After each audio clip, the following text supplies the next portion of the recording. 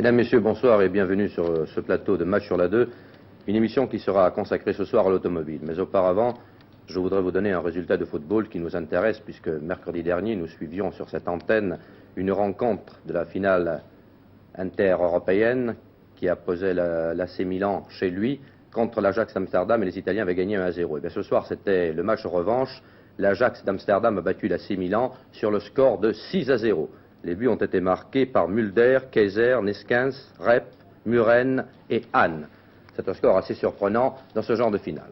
Je vous ai dit que l'émission était consacrée à l'automobile. Stéphane Collaro est auprès de moi parce que, Stéphane, la saison de Formule 1 s'est ouverte en Argentine et vous en revenez. C'était le premier Grand Prix de la saison. Il se disputait à Buenos Aires.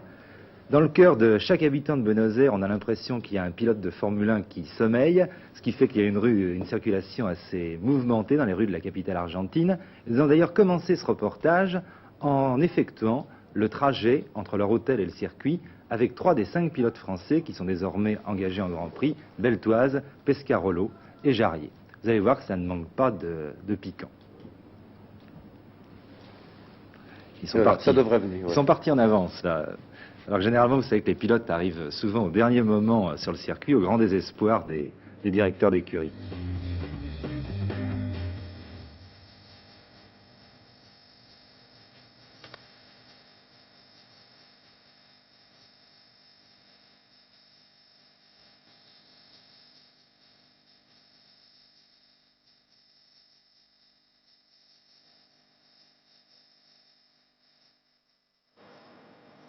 Alors, maintenant, je vous montre la technique, les mecs. Je vous montre la technique pour les croisements ici, parce que vous connaissez peut-être pas. Non, mais je t'explique la technique. Parce que tu vas pas pouvoir le filmer. Alors, la technique, t'arrives. Et tu sais toujours, par exemple, là, les voitures viennent de la gauche. Ouais. Alors, attends, je vais t'expliquer le prochain coup. Tu vas voir. Bon, attends, regarde. Ça, on va le tourner. Attends, on va le tourner. Regarde. Là, les voitures viennent de la droite. Donc là, faut toujours préparer, voilà. Attends, on va le faire. T'as pigé, Jean-Pierre? On va le faire, on va le refaire, explique. Non, tu vas voir. Sans voir le croisement. Sans voir le croisement, je t'ai dit. Je t'ai dit d'où viennent les voitures. Ah, il y a un truc qu'il n'avait pas compris, Jean-Pierre. Et il peut pas deviner, il peut pas deviner. Et il peut pas deviner, hein. Là, c'est dur, hein. Parce que Dans la droite, elle vient. T'arrives à la fin des tunnels au combat? Ouais, c'est possible. Mais normalement, moi j'allais beaucoup plus longtemps à gauche et puis... Et après on revenait... Mais ça doit aller par là aussi. De toute façon, on a à peu près 2 heures pour trouver. Regarde si c'est génial. On va tout prendre dans la gueule, je peux te dire. J'ai envie de fermer le toit. Regarde si c'est génial. Je pense que c'est bon. Alors tu vois, c'est ça qui inonde la route, c'est cette merde là. Et au moment, le mec il commence à nous prendre en chasse et il met en route une sirène. Il a manqué ce pané. En France, on était au poste. Là, c'était dans le silence. Donc le mec, il rêvait un peu. Hein. Il a dû se sentir un peu coupable quand même. Tu vois, il avait ça aussi. Pescarolo, Beltoise. Está bien, muy bien. Oh, les señor. corredores Muy bien. français. Suerte. Grazie. Nous voici donc sur le circuit de Buenos Aires, un très beau circuit, 6 km, des difficultés de pilotage très variées. Et comme d'habitude, en début de saison, notre premier souci a été de faire le tour des différents teams qui alignent tous des nouveautés. Et pour commencer, l'écurie britannique BRM qui aligne cette année 3 pilotes français. Pour Henri Pescarolo, c'est le grand retour à la Formule 1 après 1 an d'absence. Henri, j'ai l'impression que la Formule 1, c'est ce qui comptait avant tout pour vous. Je veux dire que ça me manquait beaucoup. Une année sans Formule 1, ça commençait à être vraiment long. Et ce à quoi je tenais absolument, c'est rentrer dans une bonne équipe de Formule 1. Je suis rentré chez BRM. Je ne sais pas si c'est une très bonne équipe. En tout cas, je pense qu'on devrait avoir des résultats valables. Et en plus, je fais équipe avec Jean-Pierre Beltoise. Je suis très content.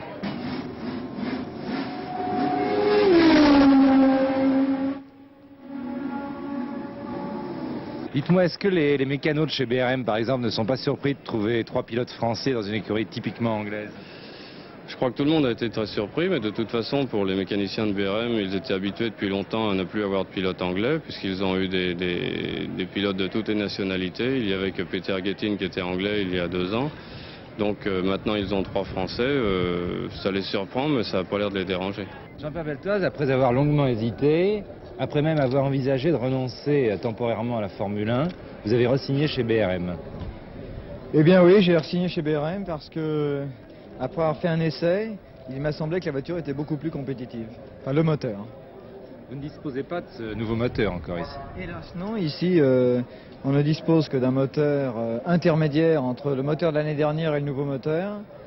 En fait, je croyais que ce moteur n'était pas très bien, d'après les chiffres qu'on m'avait annoncés, et d'après ce que j'ai pu voir après la première séance d'essai, il me paraît pas mal du tout. Alors, j'espère que ce n'est pas une illusion, il faut que je voie avec d'autres voitures, et avec les temps qu'on n'a pas encore. Est-il vrai que vous aviez envisagé un moment de renoncer temporairement à la Formule 1? Oui, c'est vrai parce que... Oh, Fangio!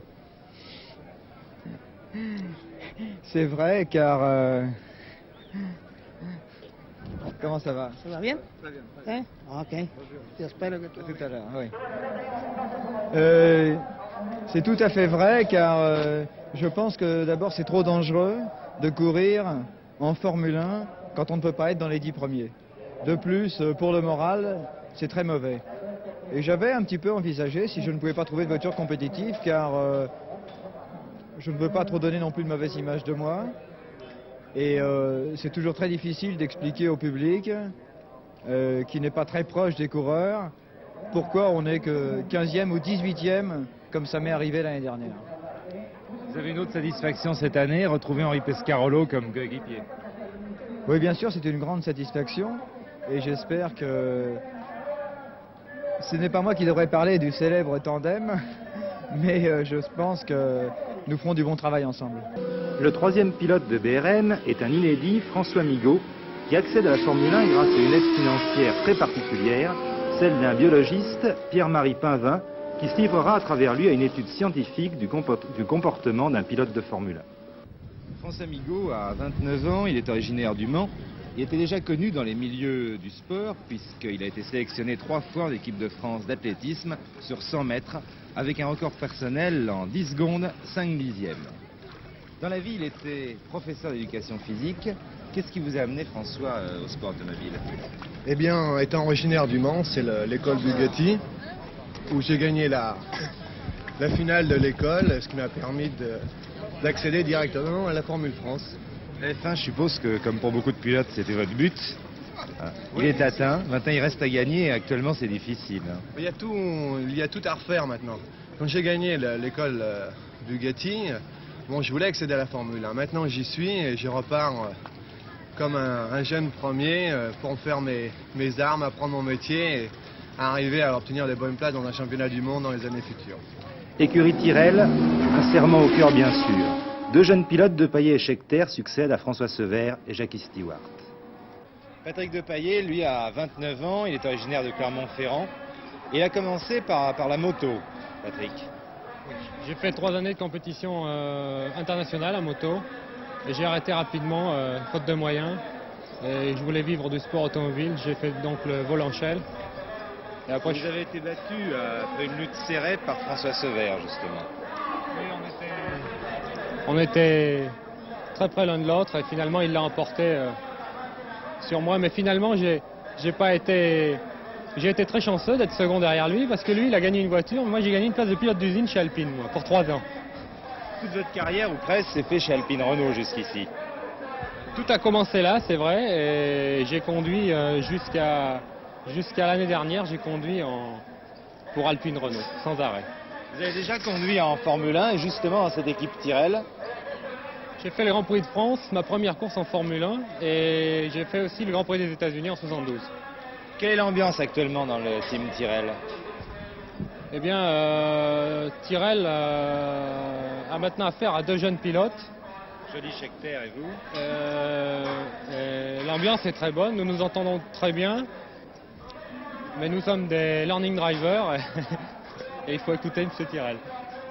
Donc, quelles sont les consignes qu'il vous le donne actuellement?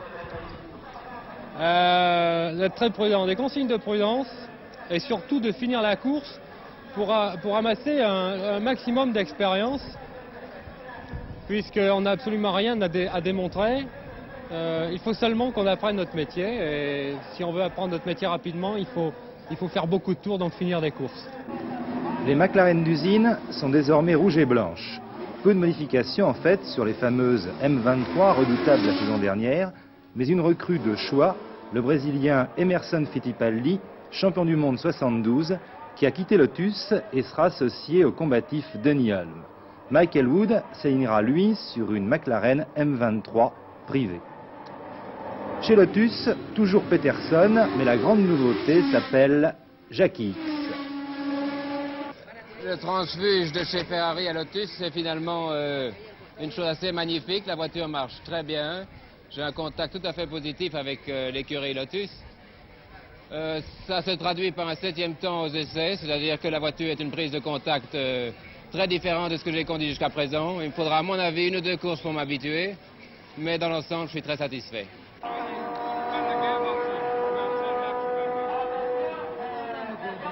Chez Ferrari, après une saison 73 catastrophique, on a beaucoup revu la 312 B3, qui allait d'ailleurs faire grosse impression dès le début des essais, et on a engagé 2 nouveaux pilotes, l'espoir autrichien Niki Lauda et le bouillant Regazzoni, qui revient donc chez Ferrari après une année chez BRL.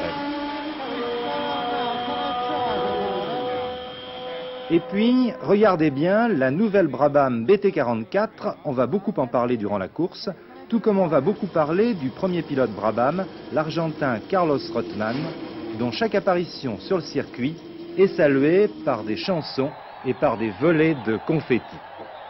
La police le garde jour et nuit, le public argentin ne veut surtout pas qu'on enlève sa nouvelle idole. Le deuxième pilote Brabham est un débutant, l'anglais Richard Roberts. James Hunt, révélation de l'an dernier, pilote toujours la March 731 sophistiquée du richissime Lord Hesketh, tandis qu'Oden Ganley et l'allemand Hans Stuck conduisent les nouvelles March 741. a quitté March pour la firme américaine Shadow. Ça ne s'est pas fait sans difficulté, je crois. Hein? Non, ça ne s'est pas fait sans difficulté, mais maintenant c'est fait.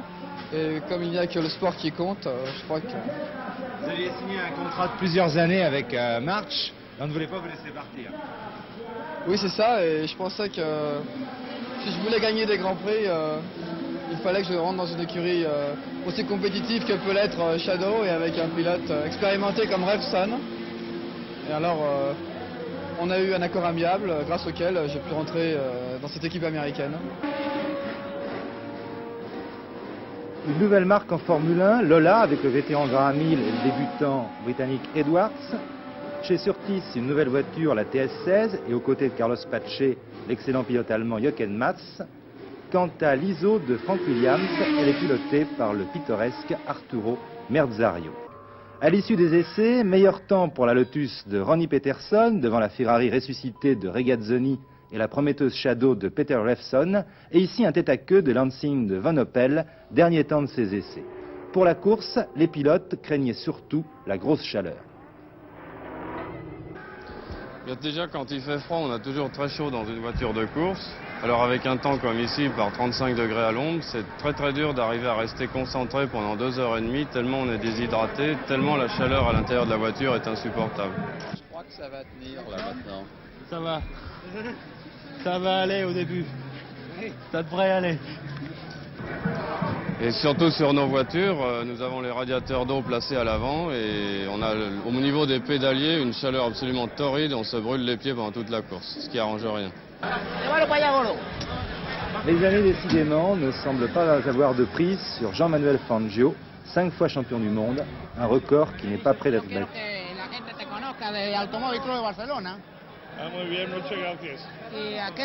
Idole de la foule argentine, il partage désormais la vedette avec Carlos Rothman, confiant, concentré, il porte les espoirs de 150 000 spectateurs.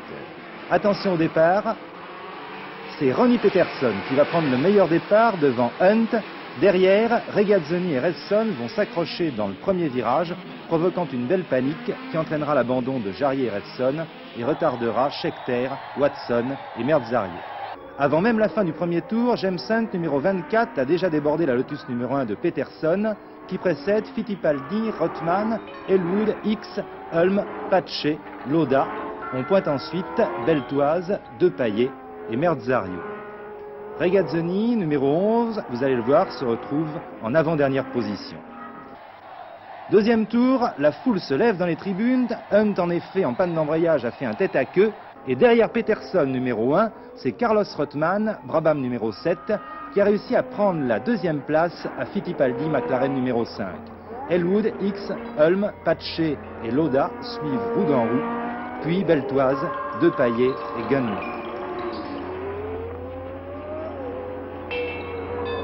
Moins heureux, François Migaud, lui, va s'arrêter à son stand et repartira très attardé. Troisième tour, cette fois c'est un véritable hurlement dans la foule. Carlos Rothman a pris la tête et il emmène le groupe comprenant les 2 Lotus, les 3 McLaren, la Surtees de Pache et la Ferrari de Niki Lauda. Et l'enthousiasme du public redouble, car on s'aperçoit bien vite que Carlos Rothman et sa Brabham BT44 sont aujourd'hui inaccessibles.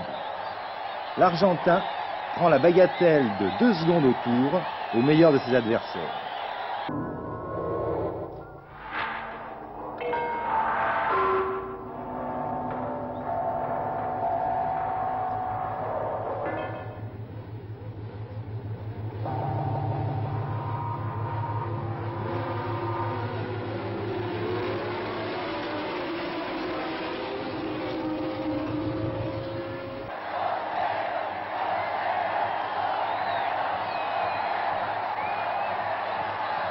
Au 7e des 53 tours de la course, Rothman possède déjà 7 secondes d'avance. Et dans le groupe de ses poursuivants, toujours emmené par Peterson, numéro 1, il manque Fittipaldi, qui a dû s'arrêter, fil de bougie cassé.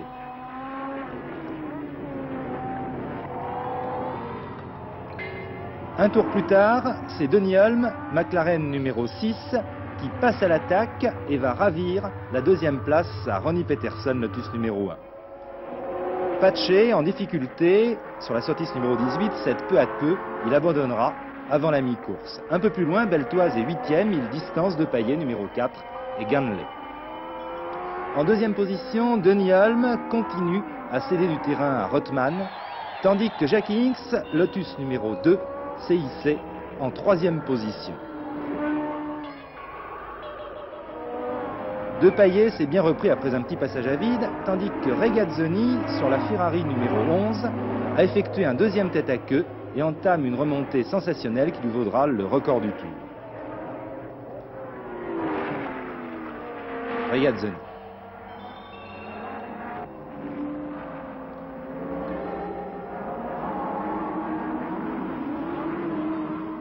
En tête, Rothman fait décidément la course de sa vie. Il est inapprochable. Au 20e tour, son avance sur Hulme est de 15 secondes.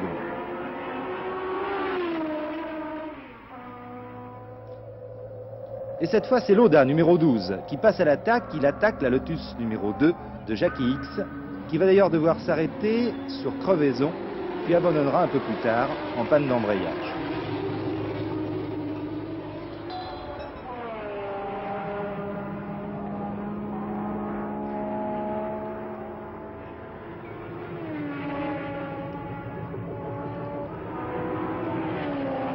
« 35e des 53 tours de la course, Rothman, la Brabham numéro 7, possède alors 26 secondes d'avance sur la McLaren numéro 6 de Denny Hulme. Le 3e, à 34 secondes, c'est Niki Lauda, inquiet. Il surveille dans ses rétroviseurs le retour de son coéquipier, Regazzoni, Ferrari numéro 11. Les Lotus sont à la dérive. Peterson, aux prises avec des ennuis de tenue de route, va se faire ravir la 6e place par la BRM numéro 34 de Jean-Pierre Beltoise, qui fait lui aussi une très belle course.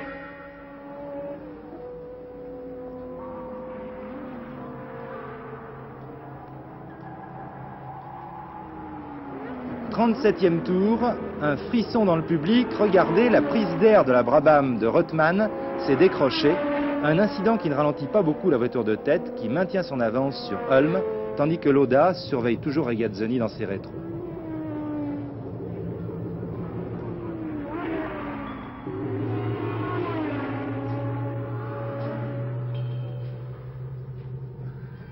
Regardez, la prise d'air de la Brabham se décroche de plus en plus, mais Rothman ne perd toujours pas de terrain sur Hulme, tandis que Lauda réussit à contenir Regazzoni.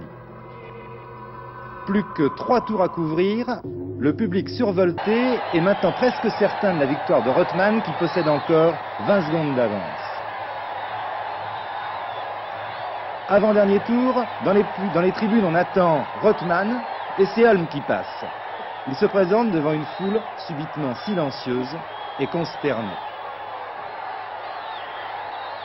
Le malheureux Rothman, victime d'un fil de bougie débranché puis d'une panne d'essence dans le dernier tour, n'aura même pas la consolation de franchir la ligne d'arrivée. Derrière Holm, on trouvera les deux Ferrari de Lauda et Regazzoni, la McLaren d'Elwood, la BRM de Beltoise et la Tyrrell de Patrick Depailler, méritant 6e. Victoire heureuse pour un Denis Holm épuisé qui va mettre plusieurs minutes avant d'être en état de savourer sa victoire.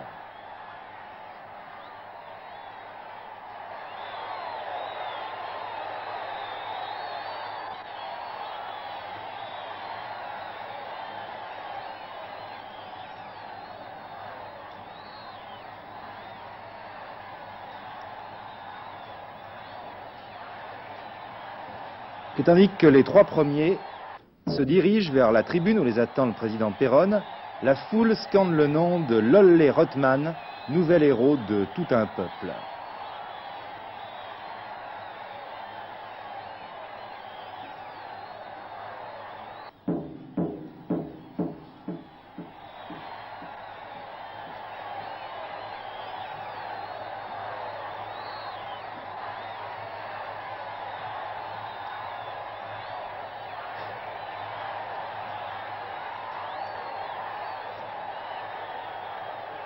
Carlos Rothman, auquel le président Péronne a promis une décoration, mais surtout une subvention pour le reste de la saison, et c'est, je crois, plus important encore pour lui. Stéphane Godeau, à la lumière de cette première épreuve, est-ce que l'on peut faire déjà un pronostic pour la saison? Ah oui, ce qu'on peut dire, c'est que ça n'a pas précisément éclairci les choses. On attendait les Lotus, les McLaren, et puis on a vu également la Brabham, on a vu les Ferrari, on a même vu la Surtees de Pace, la Shadow de Revson, qui a fait 300 mètres dans la course, mais qui avait été très prometteuse lors des essais. Alors maintenant, c'est très très difficile de faire un pronostic. Le seul pronostic que l'on puisse faire, c'est d'être pratiquement certain d'assister à de belles empoignades. J'ai une dépêche qui vient de tomber tout à l'heure. BMW envisage l'entrée en compétition en Formule 1. Est-ce que vous aviez quelques surpris, mais je le savais déjà. Oui, en fait, nous avons vu Jochen Nerpach, qui est le directeur du service compétition de BMW, sur le circuit à Buenos Aires. Il prenait beaucoup de temps, il prenait beaucoup de contacts, et je crois que ça a présagé cette nouvelle. Alors vous attendez donc à voir cette année sur les circuits? C'est pas impossible. Je ne sais pas si on aura un châssis BMW ou si BMW fera un accord avec une marque déjà en course pour lui livrer uniquement des moteurs. Il est question d'un spécialiste britannique en ce qui concerne le châssis. Ah, suite de l'affaire bientôt. Eh bien, nous suivrons cette affaire. Mesdames et messieurs, match sur la 2 est terminé. Nous vous donnons rendez-vous mercredi prochain. Merci de votre attention. Bonsoir.